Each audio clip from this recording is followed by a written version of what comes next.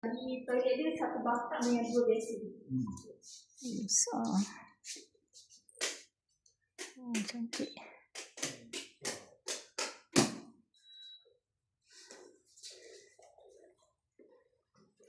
Ada balcony kat luar. Kan? Ada balcony. Ada pintu dia keluar. Balcony. Pandai dia buat dekor noh. Dia buat dekor lawa. Dressing table. Wow. Siap buat closet nanti buat tengok. Kalau buat rumah pakai interior. Bismillah. Besar boleh air dia. Siap dengan batap. Lagi besar pada rumah boleh. Sink ada 2. Padan dengan harga. Padan dengan harga. Cantik. Ini bilik air ni bilik 2. Bilik. Besar juga. Ni tak ada balcony lah kat luar. Tak ada lah. Cantik nampak.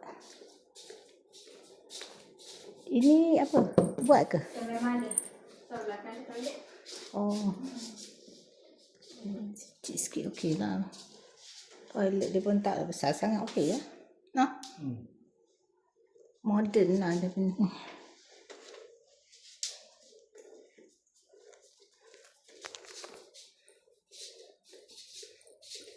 Oh, dia dapat dry furnish macam ni okey. Dry furnish. Yang ni bilik 3.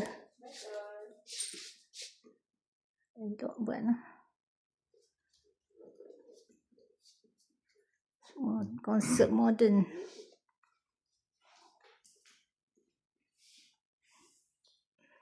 Ya, bilik air dia buat macam ni lah bang. Orang buat Pak Meru tu buat je ni. Lama, fashion lama dulu. Cantik. Okey. Mati. Ada satu kat sini. Boleh tak TV lah sini. TV area. Ini boleh tengok kat bawah.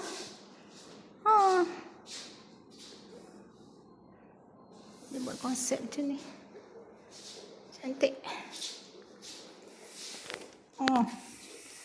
Dari yang jual semua kereta-kereta.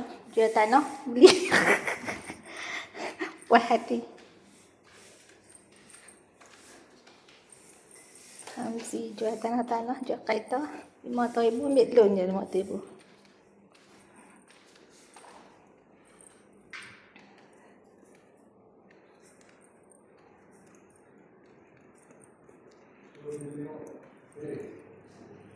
Sebelah original tu dia kena tengok kosong. Yang kat sebelah ni kosong tu dia kena tengok.